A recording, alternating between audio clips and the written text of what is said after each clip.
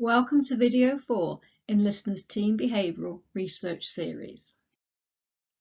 The focus of this final video is on what the behaviours reveal about attitudes towards change. Our starting point is that attitude towards change is a balance. Human beings have a liking for certainty and consistency in their lives, and often there is a deep attachment to the status quo, which creates resistance to change. This is particularly the case where people feel that everything is going well for them, or that the current situation provides them with all that they need. Whilst innovation can at times feel novel and exciting, it also brings the possibility of having to take on new responsibilities and learn new skills, all of which carry with them the risk of failure. And then we have to consider what the change is going to cost us. For example, in terms of time, money, relationship, status, or security. All of this adds to the resistance. On the other side, we have positive motivation for change. For people to commit to change, the motivation has to outweigh the resistance. And as each of us are different, we are likely to have different motivators and different resistors on either side of the balance. Our observations of people moving through a change process is that they go on a journey through changing external circumstances combined with changes in their internal mind map that shift the change balance. We call this journey the road to change, and it is based on Dame Miller's change equation.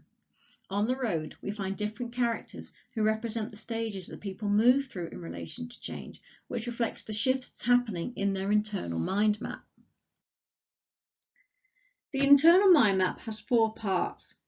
First, we have aspirations, which are our own personal goals, dreams and visions for the future. So, I might dream to run my own business, or retire to the seaside, or achieve a new qualification. Second, we have passions, which connect with our values and reflect what is deeply important and meaningful to us. This might include our commitment to our family, how much we value people over money, our desire for status, or to serve our community. Thirdly, we have challenges, which are the problems we face currently that are holding us back from what we really want. So I could be struggling with my personal confidence. I could lack the behavioural skills I need to get the job that I want. There could be organisational challenges within my company that are making my job really difficult, or the culture could be so toxic that people are leaving. These challenges are also the source of opportunities for change. And finally, we have everything that helps us to feel secure and safe in this world. So I could feel proud of the skills that I have and my ability to do my job. I probably have a need to earn a certain amount of money to feel financially safe, and I may rely on the team around me to help me feel emotionally safe and part of a work family, as well as relying on my own family and friends for emotional support. So if we feel that the status quo provides us with all our security needs, offers opportunities for us to achieve our aspirations, and allows us to live a life congruent with our passions without too many challenges coming our way, then the chances are we will sit firmly on the resistance side of the change balance. We call people in this situation the holiday maker because they are perfectly happy with the status quo. So when it comes to change, the holiday maker is thinking, why would I? They are the first character we meet on the road to change. In terms of behaviour, a holidaymaker is likely to offer positive feelings about the current situation and respond negatively to ideas for change. This negativity may be justified by them stating positives about their own abilities, the ability of their team, what is working well within the organisational system, or what is happening in the external environment. The first shift we see along the road to change is when people start to experience challenges caused by dissatisfaction with the external environment or with themselves. In video 3, we introduced the behaviour seeking problems as a way of building dissatisfaction with the current situation within the person's mind. At this point on the road to change, the behaviour profile starts to change. The holidaymaker is no more. People who have reached the dissatisfaction stage will start to express negative feelings about the current situation and problems rather than positives. These problems may be their own weaknesses, issues within the team, the organisational system, or the external environment. And we find people can become one of 2 characters at this stage. We call these characters the sufferer and the blamer. The difference between the sufferer and the blamer is where they see the problems or challenges arising. The blamer sees problems that are external to the organisation or elsewhere within the organisational system. The sufferer sees problems that are down to their own personal weakness or potentially within the team and system where they still have an element of responsibility. In essence, the blamer abdicates responsibility and shies away from risk. The sufferer, on the other hand, tends to take on too much responsibility and consequently is overwhelmed by risk. What we have learned from our years of research is that people live with problems. So we need more than dissatisfaction to get someone to change. People also need to find something positive. This is where vision comes in. Research into effective teams identified the existence of a shared purpose or vision as being crucial for success. In video 3, we introduced Seeking Proposals Needs to help define the vision statement. Remember, Seeking Proposals Needs is looking for the positive rather than the negative mindset. It is getting the person to focus their aspirations in the direction of change. And with this, the person moves from the blamer and the sufferer positions to become what we call a route finder. The first behaviour we hear from the route finder we define as giving outcome need. These can be long-term or short-term, and they can be about the individual, the organisation, or about the external environment. The more aspirational they are, the more powerful they are likely to be. As well as setting out a vision, people also need to be able to see how the change will benefit them personally, i.e. what's the payoff to them of engaging with the change. What is seen as a benefit or payoff will vary from person to person depending on the passions or values that drive them. And again, we can use Seeking Proposals Needs to explore the payoffs for the change. We still define these personal impact statements as giving outcome need, and they still come from the route finder. These statements all reflect a certain set of values or passions, which makes them unique to each person. The benefits of the change need to match to each person's payoff for them to see the change as worthwhile. The final contribution that the route finder makes to creating the right environment for change is to consider what strengths can be built on. In effect, this is building on what already makes the person feel secure, and so provides a secure base for the person to move forward. Again, we can use Seeking Proposals Needs to get the person to reflect on past successes that could serve them well now. When the route finder talks about these supporting strengths, they will use the same behaviour as the holidaymaker, in that they may talk about their own personal abilities, positives within the team, or within the system. The difference here is that the focus is on how these positives can help move the change forward, rather than being offered as justification for maintaining the status quo, which is what happens with the holidaymaker. The route finder is fundamental to building the case for change and creating the momentum needed to drive it forward.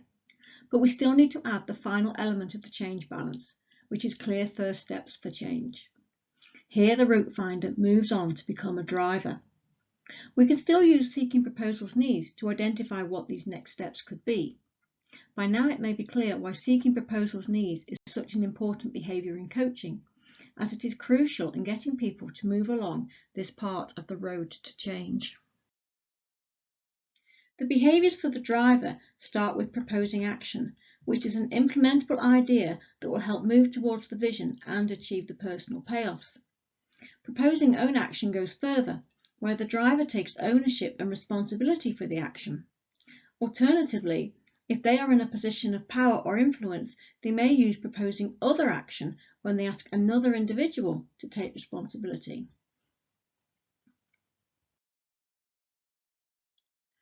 To summarise the difference between the route finder and the driver, the route finder's role is to set out the vision for the change and make it compelling. The driver's role is to take that compelling idea and turn it into something that can be implemented. But thinking up the how can be more difficult than thinking up the what. The building behaviour, which we introduced in video 3, can be very useful here to help the team build on each other's ideas to drive change forward. Once the implementable idea is identified, it is then easier to move on and take responsibility for moving it forward, which is the other part of the driver's role. Going back to the road, Do you have people in your organisation who appear to be route finders or even drivers, in that they have plenty of ideas or proposals for action, but somehow they never seem to follow through on them? If you do, then you've met the blusterer.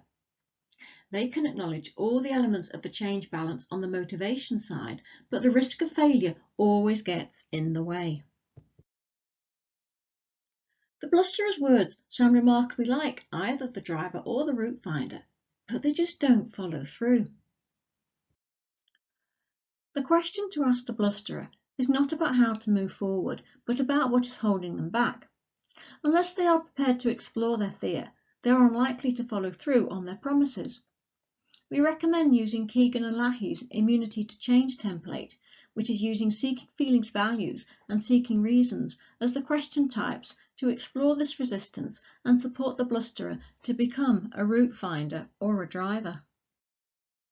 So when listening to a team in a meeting, we can use their behavioural profiles to identify where they are on the road to change. The reinforcement balance will help us distinguish between the more negative characters of the holidaymaker, blamer and sufferer, who will put up more resistance, and the more positive route finder and driver, who are more motivated, with the blusterer in the middle. We can also consider the relative frequency of giving outcome, proposing action, proposing own action, and giving positives and problems about the current situation. The positives dominate for the holidaymaker. The blamer and the sufferer focus on problems. The route finder has the most giving outcomes needs, and the driver the most proposing action and proposing own action. The blusterer will also have plenty of proposing action and proposing own action, but may well have more problems as well. We have one final character to mention, which is the cave dweller. They are relatively easy to spot, as they don't take part in the process at all, and their contribution to the airtime in meetings therefore tends to be limited.